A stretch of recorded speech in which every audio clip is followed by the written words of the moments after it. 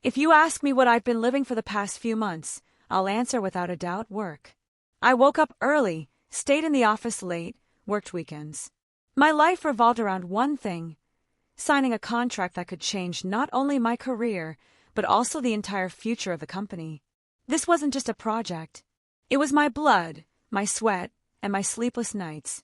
The company I worked for wasn't the best in our industry. We didn't have big clients or a well-known brand. But I knew that this contract could change everything. If we won it, we would gain access to the international market, and with it prestige, money, and influence. And I knew that this was my opportunity. I wasn't the daughter of the company owner like some of my colleagues. I didn't have family ties to top managers. All I had was my work, my dedication, my discipline. I sacrificed my personal life, meetings with friends, weekends, everything for the sake of success. I remember how in December my team and I worked on a presentation for a client. I was sitting in the office at 2 a.m. In front of me, a cup of cold coffee, a laptop with dozens of open files, documents scattered around. There were only a few people left in the office, but I was not going to go home. My eyes hurt from the strain, but I couldn't stop. "Why are you still here?" asked the security guard who checked every evening to make sure everyone had gone home. I just smiled. "Just a few edits and I'll go." But that was a lie. I knew I wouldn't go home for a few more hours. I gave everything to this project. I built a strategy, developed proposals, coordinated details with lawyers. I studied the potential client better than he knew himself. I understood his needs, anticipated objections, and prepared answers. My days were spent in constant negotiations, and my nights were spent in correcting documents and preparing reports. My boss, Mr. Richardson, liked to brag that our company was a family one, that every employee here was an important part of the mechanism. But I knew the truth. This company operated on the principle: if you are useful, you are used; if you are weak, you are fired. I had seen people who had dedicated years here get fired just because they became inconvenient. But I had no intention of becoming another victim. I believed that when we signed the contract, my efforts would finally be recognized. That I would receive not just a bonus, but real gratitude, a promotion, new opportunities. But most importantly, I believed in the promise. A few weeks before the deal was finalized, the HR manager wrote to me: "If we sign the contract, the company has prepared a special reward for you." I didn't know what it would be, but I was hinted that it would be VIP tickets to an important event. It could be anything: the final of a major sports championship, a movie premiere, a grand concert. I didn't work for the tickets, but this promise was a nice bonus. It was more than money. It was a sign that I was finally being recognized. The last days before signing the deal were hell.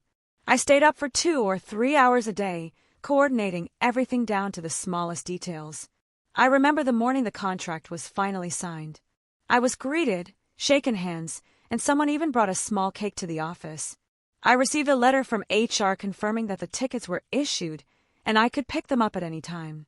I didn't know that I would never see these tickets, that my boss had already decided who they belonged to.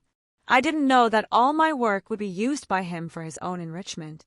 I didn't know that this would be the beginning of my game, a game in which I would not only take what was mine, but also make him regret everything. I am not exaggerating when I say that this contract was the largest deal in the company's history. It opened up new markets for us, attracted investors, and established the company as a major player in the industry. And for me, it was more than just a contract. It was my personal victory. I remember the day we signed the documents. It was 8:37 a.m. when I received the official notification from the legal department that the deal was done. All the signatures were there. I was sitting in my office, looking at the monitor, and feeling something like euphoria. My head was spinning with thoughts. I did it. I survived. It was a moment of absolute triumph. An hour later, my boss, Mr. Richardson, called me in. His office was in the most expensive part of the building, with panoramic windows that offered a stunning view of the city. Every employee knew that the call to him was something important, either very good or disastrously bad. When I entered the office, he was sitting in his big chair, his arms relaxed behind his head. "Great job," he said, barely raising his eyes to look at me. "I knew you could do it." I nodded. Emotions were boiling inside me, but I held them back. "Thank you." It was a joint result, but I'm proud of what we managed to do. He smiled again, wider this time. And I haven't forgotten about your reward, he said. You deserve it. I sat down opposite him and looked at him curiously. Really? Yes, he pushed an envelope toward me. Here's your electronic confirmation. VIP tickets to this year's main event. I think you'll be thrilled. I took the envelope and opened it.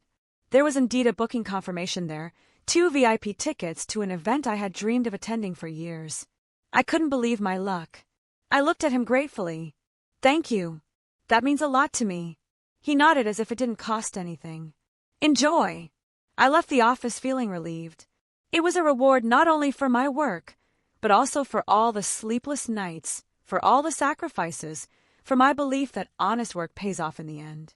I was right, but I didn't know that in a few days my boss would decide that I didn't deserve this gift, that he would take what was mine, that I would be forced to play my game, a game in which I would not only get my money back, but also ruin his career once and for all. I couldn't believe my eyes. When I opened my email that morning, my heart skipped a beat. The email from the event support team had just one short sentence. Your tickets have been canceled. Please contact the sender for details. Canceled? Was this some kind of joke? I immediately checked my reservation, but it no longer existed. No sign of the tickets ever existing. My fingers froze over the keyboard. I began to frantically check every email in my inbox, every file in my calendar, even my message history. But the booking confirmation I had received earlier no longer had any validity. My tickets had simply disappeared. At first, I thought it was some kind of technical error. I got up from my desk and headed to the administrative department to find out what had happened. The girl at the front desk looked at me with a confused expression as I explained the situation. Your tickets! But she trailed off. I thought they were already given. I felt something inside me go cold. Given! I repeated, trying to keep my voice calm. To whom? She glanced nervously at the monitor before giving me an answer that almost made me drop the phone. Mr. Richardson. I froze. It was my boss. I didn't even realize what I was hearing right away. It seemed so absurd that my brain refused to accept it. My boss stole my reward? The tickets he gave me himself? Did he take them for himself? I tried to control myself. This is some kind of mistake, I said, forcing myself to smile. I got them myself a few days ago. The girl shook her head. I don't know all the details, but Mr. Richardson said he needed them for an important client. And that you agreed to give them away, I think. My face froze. Did I agree? This wasn't just a lie. This was a blatant lie. I wanted to turn around and go straight to his office, demand an explanation. I wanted to start a scandal, make him look me in the eye when he lied about me voluntarily giving up my VIP tickets. But I didn't, because I already knew what he would say. I imagined him sitting in his chair with a smug smile, saying something like, "Come on, don't be a child, it's just tickets." And then he would calmly go back to his work, knowing there was nothing I could do about it. I took a deep breath. This was a war, and I intended to win it. I walked to my office, trying to control my emotions. Every step echoed in my head like an echo of the anger boiling inside me. I had to stay calm, even though everything inside was boiling. My window seat overlooked the parking lot, and when I glanced down, my fingers curled into fists. My boss, Mr. Richardson, was standing by his car, talking briskly on the phone. He looked pleased, relaxed, and even laughing, probably showing off how easily he'd gotten my tickets. I sat down at my desk and took a few deep breaths. I wasn't going to give him the satisfaction of seeing my rage. No, this wasn't going to be just a frustrated employee asking for justice. This was going to be a game, and I was going to win. A few minutes later, he appeared at my office door. "Oh, Lauren, I was just about to find you," he said as if nothing had happened. "Look, I figured you weren't a big fan of this event, were you? And I have an important client. So, it would make sense for these tickets to be used by someone who would really appreciate them." I didn't let any emotion show on my face. "You mean you took them for yourself?" My voice was perfectly calm. He smiled, leaning over my desk. "Oh, come on, no drama. They're just tickets, Lauren. Think of it as your contribution to the company." My contribution? It was boiling point, but I couldn't let it explode. I looked him straight in the eye. then leaned back in my chair, feigning indifference. "I see," I said shortly. His smug smile widened. He expected tears, outrage, maybe even a fight. But instead I just went along. I saw him nod to himself, satisfied with his victory. "That's great," he said. "You know I always appreciate your dedication to your work." And with that, he left. I watched him walk out, feeling the cold anger begin to replace the disappointment. He thought he had won. He thought I would just swallow it. But he forgot one simple thing. I'm not the kind of person to be used that easily. If he's going to play the game, he's going to get an opponent he can't handle. I opened my laptop and started to make a plan. I couldn't let my emotions cloud my judgment. Anger was just fuel for a good strategy. I had to play it cool, gather all my cards before I made the first move. So I started small. The first step, find out if he had done something like this before. I knew this wasn't the first time Mr. Richardson had acted brazenly. He liked to take what belonged to others and pass it off as his own, and not just tickets. It had been said many times before that he had appropriated other people's ideas, was arrogant towards junior employees, and used corporate resources for his own purposes. But no one dared to contradict him because he had connections in senior management. But I wasn't going to just keep quiet. I started talking to my colleagues, but not directly. I didn't ask them directly if he was stealing from anyone else. No, I was building an atmosphere of trust. Small comments, good conversation starters. I began to listen carefully to those who no longer worked at the company, to meet with former employees for coffee. And I quickly gathered information. It turned out that he had repeatedly appropriated other people's achievements and bonuses. His clients were unhappy because he was pushing them with unprofitable deals for his own benefit. And the most interesting thing is that he had already once wriggled out of a similar situation when they wanted to fire him. I knew that a simple complaint would not change anything. But now I had a real weapon. The next step, create the perfect conditions for him to destroy himself. I calmly continued working, without giving a single hint of my plan. Even when he returned after the event, boasting about how great he had had time with VIP guests, I just smiled. And inside I already knew his career would soon be over. He had set a trap for himself. All I had to do was make him take the last step towards the edge. I have always believed that the real power lies not in the person who shouts the loudest, but in the one who controls the situation silently. My boss had no idea that I had begun to undermine his reputation before he had even made the first bad move. I knew that simply going to the management with a complaint would not change anything. He was cunning and well-connected, but his weakness was that he thought everyone around him was stupid. So I decided to make the first blow, which seemed small, but had a huge effect in the long run. The beginning of the game. I began to spread information among clients, not directly, of course, but subtly, skillfully, so that everyone came to the right conclusions for themselves. During meetings with partners, I unobtrusively mentioned his recent mistakes. Internal emails where he took credit for my work were accidentally getting to the people who should have seen them. I suggested that his dealings might not be as transparent as they seemed, and it made people double-check his decisions.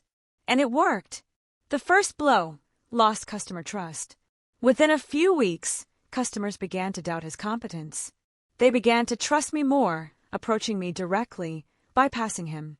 Some even openly asked why he was making strange decisions. The second blow, problems within the company. My colleagues were no longer silent either. They were tired of working under someone who took credit for other people's achievements. Several people on his team even began to hint that they were considering leaving because the atmosphere had become toxic. My boss didn't yet understand what was happening, but he was starting to get nervous. I could see it in his reactions. He became tougher with his subordinates, constantly raising his voice. He began to demand more reports, afraid of losing control. He became more cautious with clients because he felt that they no longer trusted him. His confidence began to waver. And this was only the beginning. I knew, a few more steps, and he would destroy himself. All I could do was wait a little. I noticed how he started to get nervous. It wasn't obvious to everyone, but I already knew his behavior well. The man who had always felt unwavering began to lose control. He became irritable, often changed his decisions, argued even with those he had always played the role of authority with. And what was most interesting was that now he was afraid of me. His first serious mistakes. He started doing things he had never allowed himself to do before. He would cancel meetings at the last minute because he wasn't sure of his arguments. He would get confused in documents, sign important papers without reading them through. He made technical mistakes in reports to the head office several times, which led to delays in the company's work. I knew that he was used to hiding his mistakes, so I made them noticeable. How? I no longer corrected his mistakes. I used to be the person who fixed everything after him. I took on extra work to keep the company stable. But now I just let the chaos unfold. When clients received incorrect documents, they came to me with questions. When employees didn't get clear instructions, they asked me what to do. When it became clear that the boss didn't know how to handle the situation, they no longer saw him as a leader. And what did he do? He started blaming me. But that was his biggest mistake. Desperate attempts to save the day. One morning he came to my office. His voice was shaking, even though he was trying to speak coolly. "I know you're up to something," he said, looking at me. I shrugged. "I don't know what you're talking about. I'm just doing my job." He narrowed his eyes but didn't say anything. He wanted to blame me for all the problems that had befallen him, but he had no proof. He couldn't just come to the main office and say, "I think my coworker is trying to frame me." That would have sounded absurd, but he felt like he was losing. His career was falling apart. He was acting more and more aggressively, trying to save his reputation. And that only accelerated his downfall. I knew that in a little while he would make a fatal mistake, after which he would have no excuses.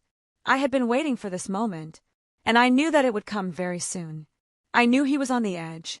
His nervousness, his erratic decisions, his constant mistakes, all of these were signs that he was losing control of the situation. But I needed to wait a little longer. I wanted him to destroy himself, and he did. His worst decision. Feeling that the situation was getting out of control, the boss decided to act more aggressively. He could not understand why everything was falling apart, because before everyone had listened to him without objection. To restore his authority, he did what seemed logical to him. He issued a ridiculous order to cut costs for important processes. He began to fire people who dared to contradict him.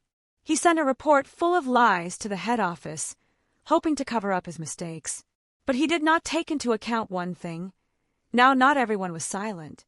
His colleagues, who had previously been afraid to contradict him, no longer saw him as a leader. They knew I was right. When he started firing people, employees didn't just sit back. They went to the main office and asked for an audit, the anonymous letter that set off a domino effect. I knew something more was needed to make the final blow. So I gathered all the evidence of his fraud, financial documents that showed strange transactions and budget manipulation, customer complaints that showed his irresponsibility, emails in which he lied to the main office. All of this was sent to the main office anonymously. They could not ignore such serious allegations. The company's reaction. The next day, the auditors arrived at the office. When he saw them, his face turned white. "What's going on?" he asked one of the auditors nervously. "We have an official request for an investigation," the man replied, giving him a cold look. "We have reason to believe that you violated internal corporate rules." I watched from the sidelines. This was my moment of triumph. He tried to explain something, but his words no longer made sense. I had been waiting for this day, and it had finally come. I watched the boss try to keep as cool as the auditors reviewed documents, analyzed reports, and verified all financial transactions. His hands shook nervously as he signed some papers, and his voice became dry and hoarse. He understood that he had few options when cornered. This is some kind of mistake.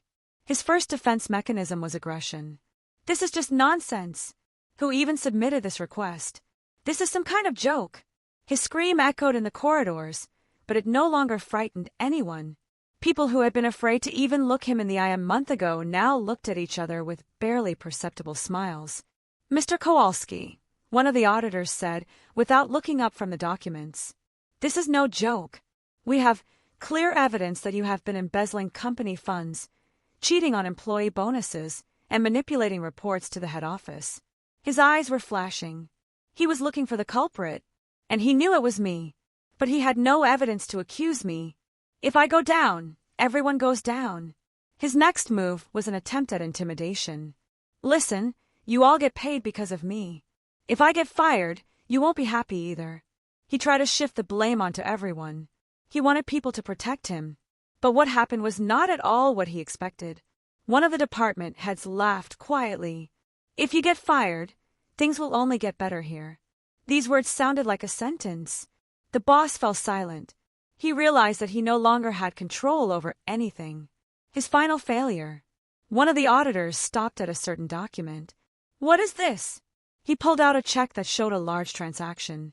It had been made from a corporate account, but the payment was made to an unofficial account. This payment did not go through our system, said another auditor. Can you explain, Mr. Kowalski? The boss couldn't speak. I saw his hands clench the handle. He knew it was the end. They caught him red-handed. The next few hours were hell for my boss. He sat at his desk in his luxurious office, surrounded by the company's lawyers, auditors, and representatives from the main office. His face changed. For the first time in a while, I saw fear in his eyes. The self-assured man who had recently flaunted his power now looked like a cornered rat. The verdict. Mr. Kowalski, the head lawyer began, slowly flipping through the documents. You cheated the system. You misappropriated bonuses that were supposed to go to employees, and you used company resources for your own purposes. He tried to interrupt. That's absurd. You don't have. We have everything, the lawyer replied coldly, throwing the documents on the table. The boss exchanged glances with the lawyers who had previously been his allies. But now no one was going to defend him. We advise you to write a letter of resignation of your own free will, one of the executives continued calmly. Or you risk criminal prosecution. Silence. That was the end. His last attempt to escape. He tried to use his last card. Listen, I've done a lot for this company. Yes, there may have been mistakes, but I can fix everything. He even looked at me as if seeking support, but I just watched silently. You've done enough, one of the executives said. And now you'll have to answer for it. The boss sighed heavily and, lowering his head, reached for the pen. He signed a letter of resignation. Colleagues celebrate his downfall. The news instantly spread through the company. I saw people smiling in the hallways, those he had humiliated for years, heaving a sigh of relief. One of my colleagues even jokingly said, So, shall we order a birthday cake? I didn't interfere. I just stood there and watched as the system he created himself destroyed him. His career was over. When the boss disappeared from the company, the atmosphere changed. The air became lighter. People walked the corridors with smiles, without fear or tension. But the most interesting thing was ahead. An unexpected call to the main office.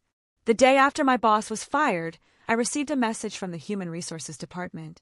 You will have a meeting with the management at the main office tomorrow at 10 o'clock. I looked at the message several times. What did it mean? I tried not to build unnecessary expectations, but subconsciously I felt that something big was about to happen. The meeting that changed everything. The next morning, I entered the conference room. 3 top managers were already waiting there. Sit down. One of them greeted me, flipping through some documents. I took a nervous breath, but kept my composure. We have analyzed the situation, and we see that thanks to your perseverance, the company has avoided significant losses. One of the managers began. Your former manager not only did not appreciate you, but also openly appropriated your achievements. You have done much more for the company than you have received in return, another added. I listened, trying not to show my excitement, and then I heard the main words. We have decided to promote you. I froze. If you agree, we will appoint you as the head of the department. My brain processed the information for a few seconds. Head of the department?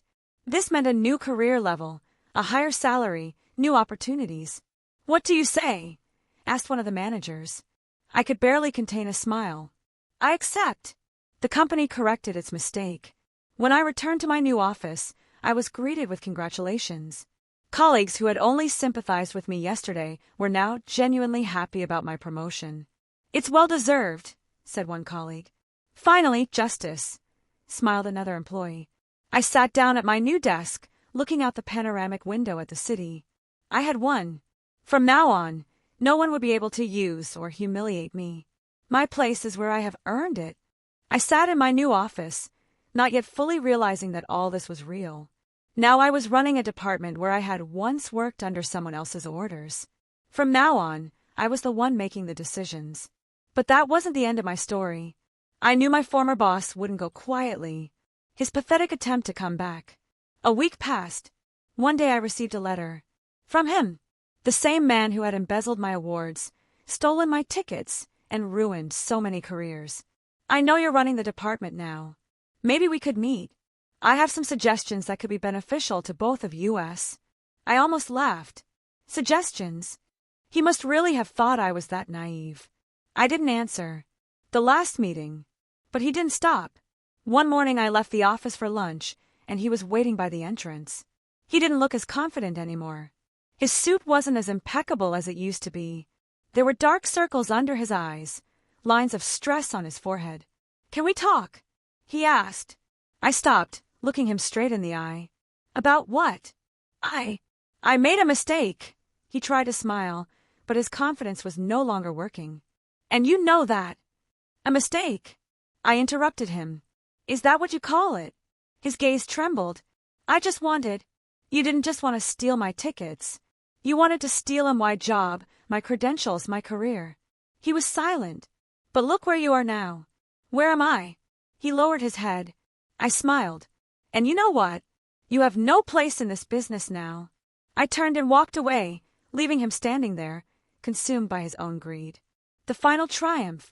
A few months later, I received another letter. It was a new contract. I was being offered an even higher position at another, even bigger company. I was no longer just a department head.